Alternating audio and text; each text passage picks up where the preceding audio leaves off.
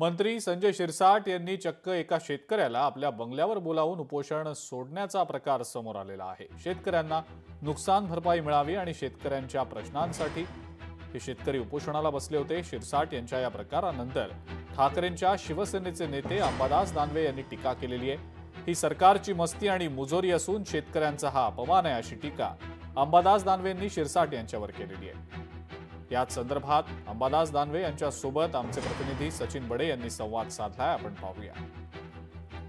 असं पहिल्यांदाच झालंय, मंत्री संजय शिरसाट यांनी स्वतःच्या घरी एका शेतकऱ्याला बोलवलं आणि त्यानंतर शेतकऱ्यांचं उपोषण सोडवलं। शेतकऱ्यांचं उपोषण कुठेतरी शेतकऱ्यांना मदत मिळावी यासाठी होती। मात्र हा जो प्रकार पाहायला मिळाला आहे, आपल्यासोबत नेते अंबादास दानवे आहेत। काय सांगाल, असा प्रकार पाहायला मिळतोय, तुम्ही असं पाहिलं होतं कधी?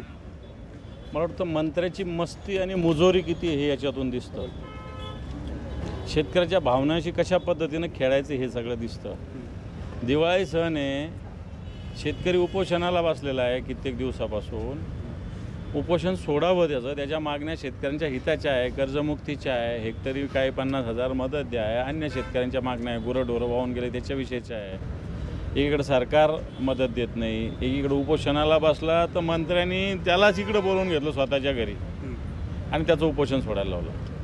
मंत्र्याला एवढं जरा तासभर अर्धा तासात जाऊन त्याच्या इथं जाऊन त्याचं उपोषण सोडायचं होतं तर त्याच्या इथं जायला पाहिजे होतं। मला वाटतं शेतकऱ्यांच्या भावनांचा, त्याच्या मागण्यांचा हा अपमान आहे। मंत्र्याची ही मुजोरी आहे, मस्ती आहे। एक लोकांसमोर एक पालकमंत्री, एक सत्ताधारी पक्षातला एक महत्त्वाचा माणूस या जिल्ह्याचा प्रमुख असतो, त्याची जबाबदारी पालकत्वाची असते, बालकत्वाची नसते, पालकत्वाची असते। पालकांनी काय केलं पाहिजे? उपोषण एवढ्या मागण्यासाठी असताना उपोषण कसं सोडत असं तुम्हीच मला सांगा।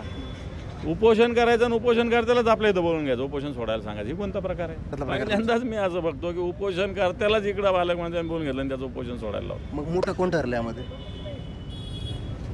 याच्यात मोठं आणि छोटं कोणी नसतं, सगळं याच्यात छोटी भूमिका असते। मला असं वाटतं एक मन मोठं असलं पाहिजे, भावना असल्या पाहिजे।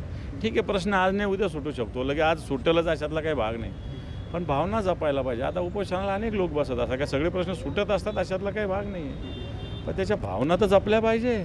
सचिन बडे, लोकशाही मराठी, छत्रपती संभाजीनगर।